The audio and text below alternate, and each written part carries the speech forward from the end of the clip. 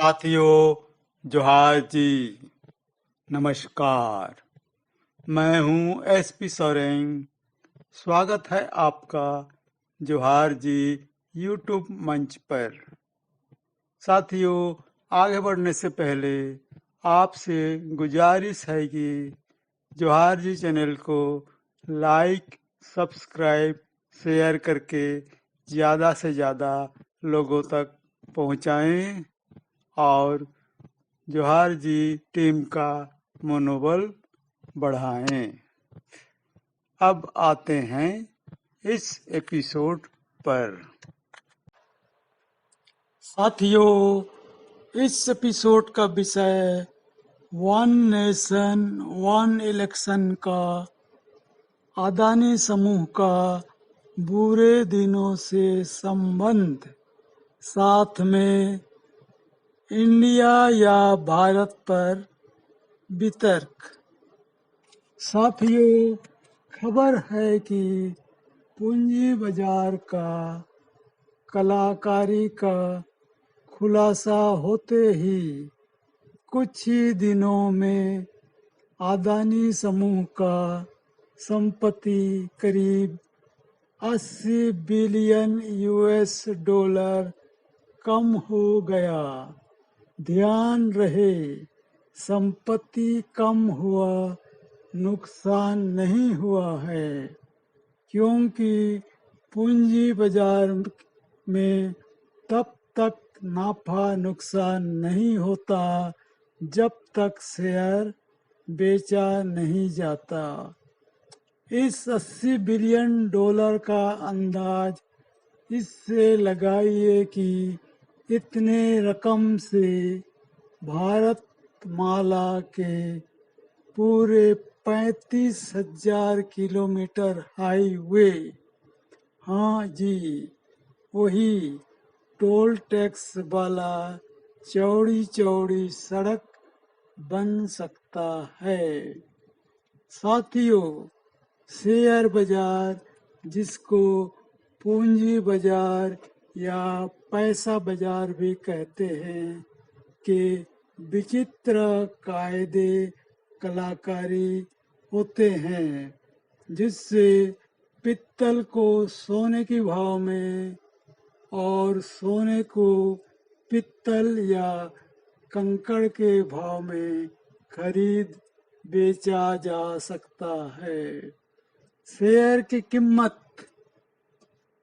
Brand, खबर, मालिक का साख, भविष्य के आकलन, सुनहरे सपनों आदि से तय होता है।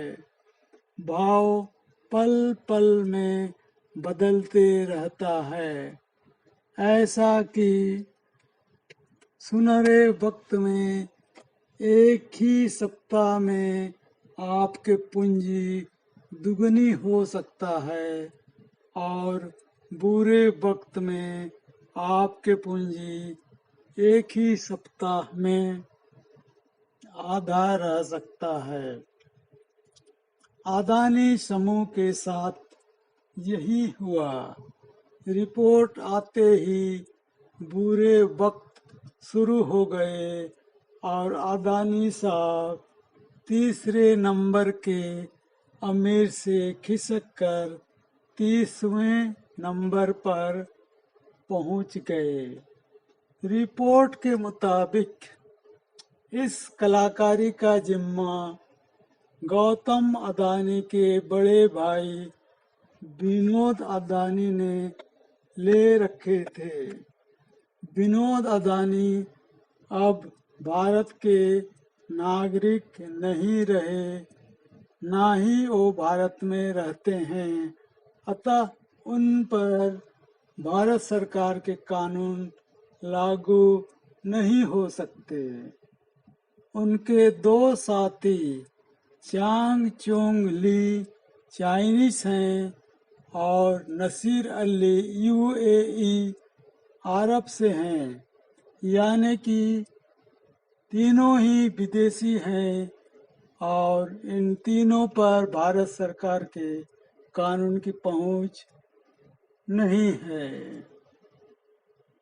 पूंजी बाजार में इस तरह का कलाकारी तो चलते ही रहता है और अनियमितता होने पर ही अदालती कार्रवाई भी हो सकता है, लेकिन पैसे की कारोबारी अदालती फैसले का इंतजार नहीं करते हैं और अपनी पूंजी बचाने के लिए अपने हिसाब से सोच विचार के कदम उठा लेते हैं।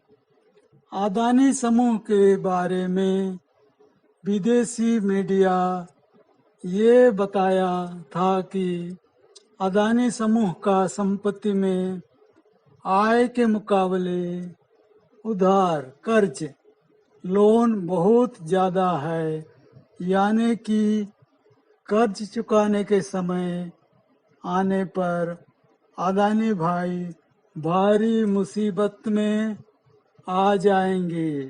पूंजी पर असर भी पड़ सकता है। उन्होंने अपने विदेशी कारोबारियों को सचेत कर दिया ताकि वे सही समय पर उचित कदम उठा लें और वे लोग कदम उठा भी लिए, जिसकी वजह से अदानी समूह के पूंजी पर उल्टा असर हो गया और भारी भरकम संपत्ति में कमी हो गई। हो सकता है विदेशी कारोबारी अपने कर्ज असूलने की उपाय अपने तरीके से कर लिए हों, लेकिन क्या हमारे देश के पूंजी कारोबारी बैंक आदि अपना कर्ज असूल कर पाएंगे? अगर नहीं कर पाए तो इसका बोझ जनता के जेब से ही पड़ेंगे। अब प्रश्न यह है कि हमारे देश के मीडिया या सरकार इस बारे में लोगों को सचेत क्यों नहीं किया या उसको पता क्यों नहीं चला।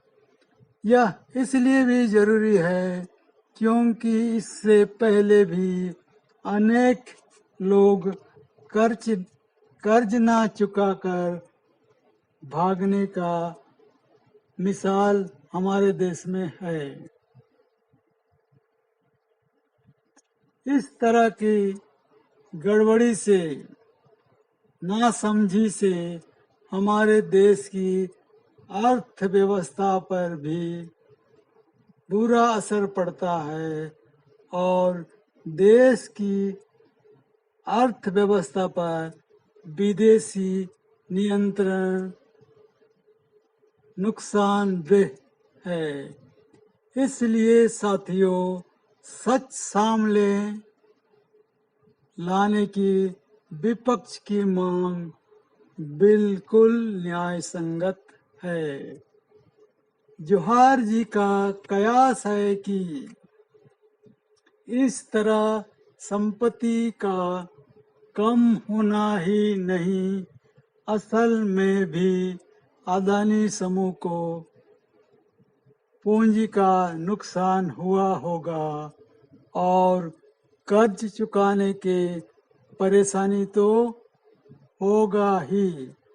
यानी अदानी ने चुनावी खर्च में पहले की तरह खुल के योगदान करने में अपनी असमर्थता के संकेत दे दिए होंगे।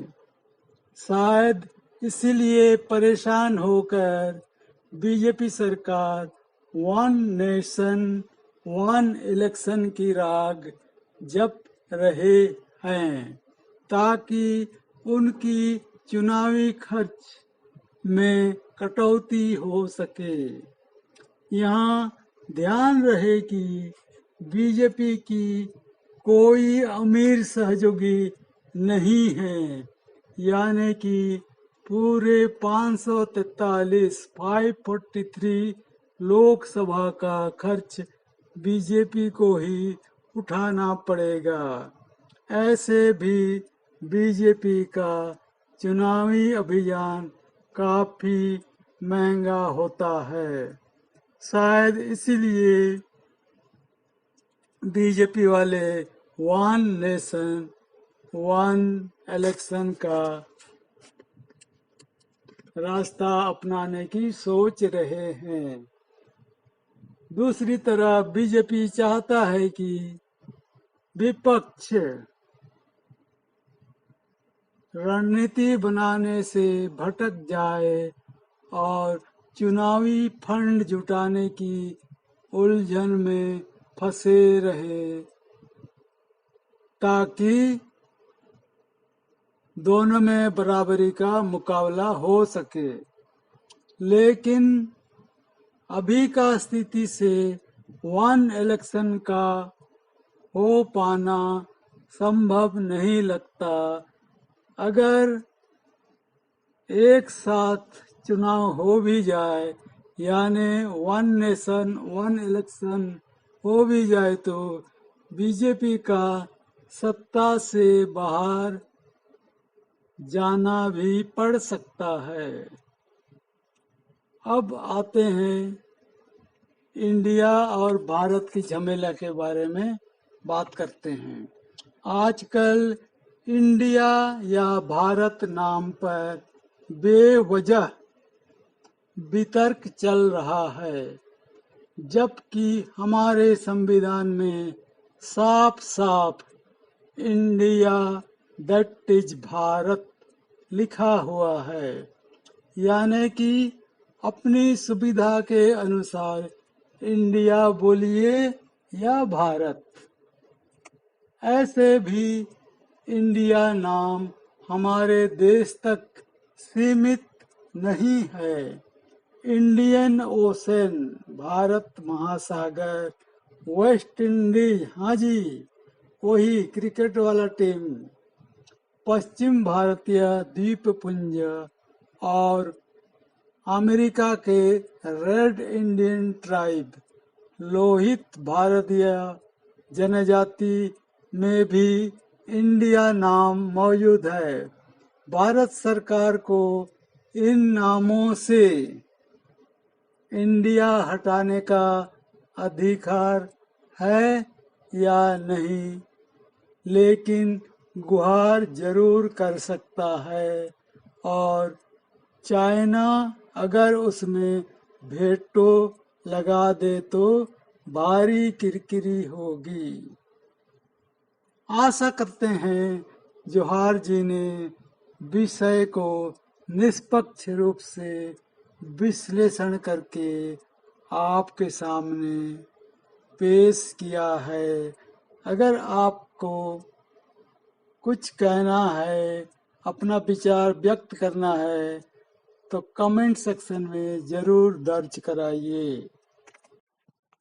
साथियों, जोहार जी के विचारों से आप सहमत या असहमत कमेंट सेक्शन में जरूर लिखें और जोहार जी परिवार से जुड़ जाएं। साथियों, विदा लेने से पहले आपसे पुनः रिक्वेस्ट है, गुजारिश है कि वीडियो को लाइक सब्सक्राइब जरूर करें। अपनी दोस्त यार जान पहचानों से शेयर करके जोहार जी टीम का मनोबल बढ़ाएं। धन्यवाद।